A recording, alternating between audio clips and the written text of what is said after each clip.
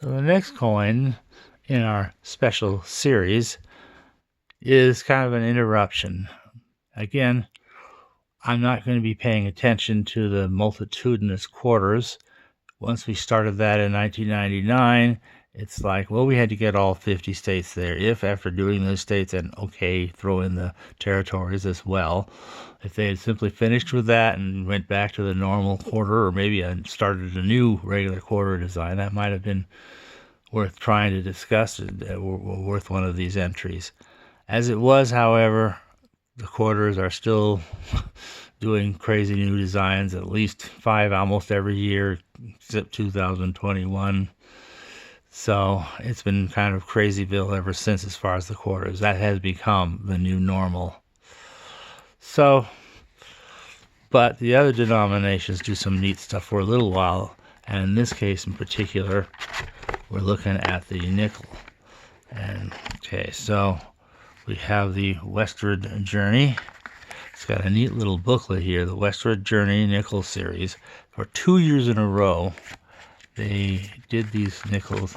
They have a nice write-up about the history of what was here, and we'll talk about what it was. We'll talk about what's in here. And one rather nice thing, here's this map, because remember, this is really commemorating two things. The Louisiana Purchase, which pretty much encompassed that huge swath of land. So apparently it didn't even include all, but a lot of Louisiana, a lot of, let's see, that's Georgia, maybe I think Mississippi, parts of Mississippi, Alabama, Tennessee, Illinois, a teeny bit of Wisconsin, part of Minnesota, part of North Dakota, part of Louisiana, Texas, New Mexico, Colorado, Utah, maybe even a faint trace of Idaho, and a large amount of Minnesota, along with a large amount of Wyoming, the entirety of South Dakota, Nebraska, Kansas, Oklahoma, Arkansas, Missouri, Iowa. That was a huge swath of land, and we purchased it from the French, who renounced that, so we paid them. And then the next thing was the Lewis and Clark Journey, and this is kind of a neat path. It has this little red line tracing its way all across here, and you can see after Missouri it turns up north, and then it'll take a very northern route through North Dakota, kind of rather circuitous in Montana, finally across Idaho and ending in the Washington, Oregon border until they got all the way to the Pacific Ocean. So it's kind of neat to see the whole path. This talks about a little bit about the coins, and other than the designers, there's nothing unusual. The coins, as it turns out, are actually no different than the standard coins found in the proof sets, with the exception of this one little addition here, which simulates a medal that would often be given to tribal elders and so forth when we're trying to negotiate peace. They would keep these things and value them. It would have a nice picture of the then current President Jefferson. So there he is. See the all right, Thomas Jefferson, President of the U.S. AD 1901. So they would strike a coin that looked like this. They use the same kind of design and striking method. So it's kind of neat they have that. All right, now what have they got here? There's a Sacagawea, and of course she's worth commemorating because she was their guide and went with them along with little baby Jean-Baptiste, who you see there on her back. And this very nice, well, it's still the Sacagawea dollar in its standard form. But the real big impact is the nickels. They had two different distinctive designs. First, they have this one here in the first part of the year, they modeled on that medal there, along with, what else? Anything else? Maybe not. Yeah, I guess that's all they had on there.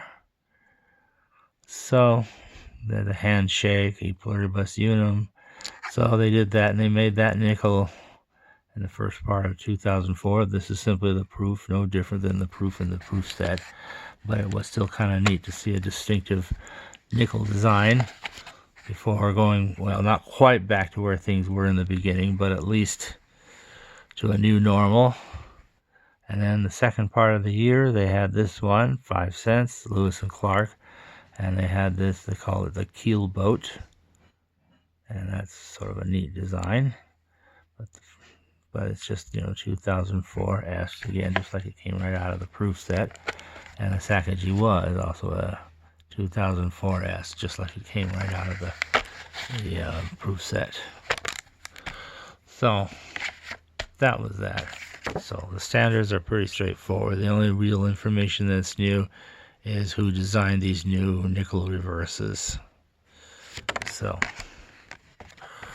that was the first one. Well, this was a 2-year event, so they continued this in 2005. Again, the same insert, only slightly modified to reflect the different designs for the 2005 nickels. So we won't really have to look at that too much. And again, the authenticity says what these are and tells about who made these designs. So you can see that. But what's in here is, again, this same metal. This is the same metal. It's just sitting here in the opposite way, but it's still the same thing, 1901, and the same design. Friendship. Peace and friendship. Yep. Very cool, huh? Well, I hope it could be so peaceful. All right. And they had 2 designs for 2005. And again, these are no different than the standard proof nickels that you'd find in the proof set. But it's neat to see this distinctive design. A buffalo nickel. Well, we haven't had a buffalo on a nickel since 1938. The obverse is, of course, unusual in this case because it's a very interesting close-up, extreme close-up of Jefferson's face, which they only did that 1 year, after which they went to a new image for Jefferson thereafter.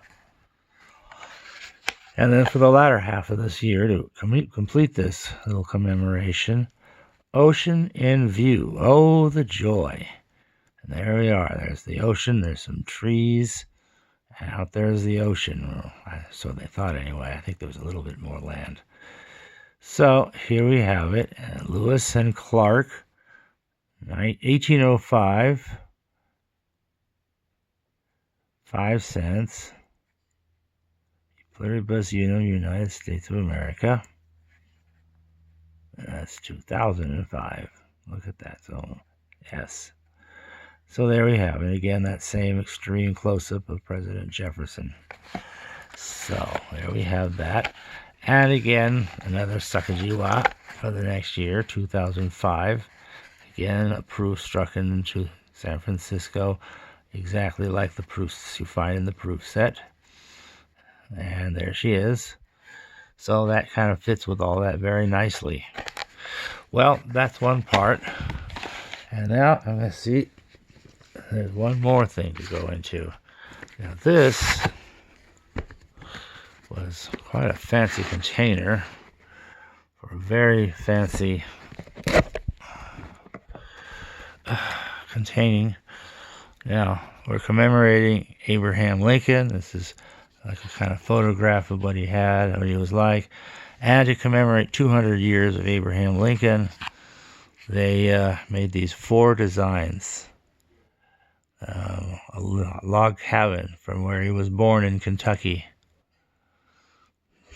So, and then the next design was the him as a young man in Indiana, having to do his arithmetic on the back of a shovel, that kind of era.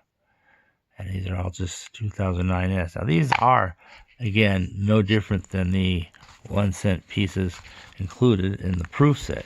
However, before we walk away from that just yet, it should be pointed out that these are distinctive in one other way, namely the fact that these were being made in the same copper alloy as the Lincoln cent was originally made back in 1909, and for much of its history, other than an interruption around World War II, and then again beginning 1962 when they took the tin out of it. They actually even restored that tiny fraction of a percentage of tin to the alloy, along with the corresponding part of zinc and 95% copper. The regular pennies around that time, before and since the latter part of 1982, were of course all being struck in mostly zinc with a thin coating of copper. So that one was Lincoln as a congressman in Illinois, and now this mentions the time of his being in the Capitol was under construction, and it was kind of like, in some ways, so was the country. I think that's kind of the idea of this. They all look the same on the front, 2009S, they're beautiful proofs. Of course, everything they make is like a jewel, it's always beautiful. They also included a commemorative coin, just to complete the thing, although again I'm not making this series about it, but as long as we're featuring Abraham Lincoln, it's a fascinating bust of his there. 2009P, nice proof.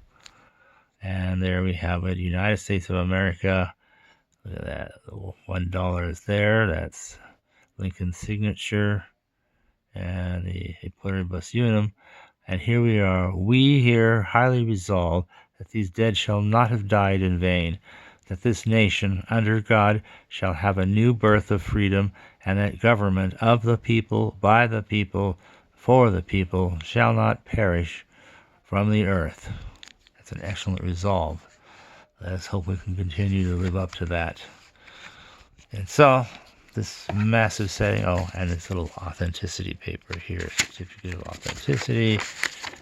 Not much here. It talks a little bit about it, about the designs. It's a set, and so forth.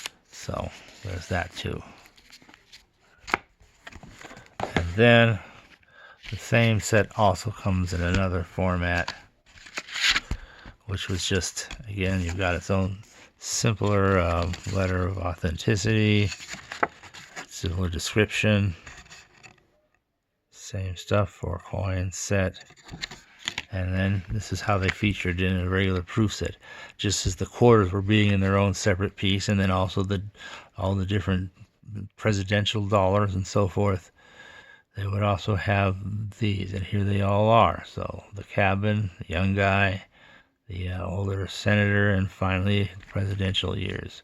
And at the front, they're all 2009s. Apparently these holders don't seem to keep them very well. They get toned a bit. Anyway, so that completes this phase of the special coins. And at least in this one case, it's got a special alloy. But it's still in the proof set, but otherwise not anywhere else. And they made the mint set for mint sets, but not for circulation. Thanks for watching.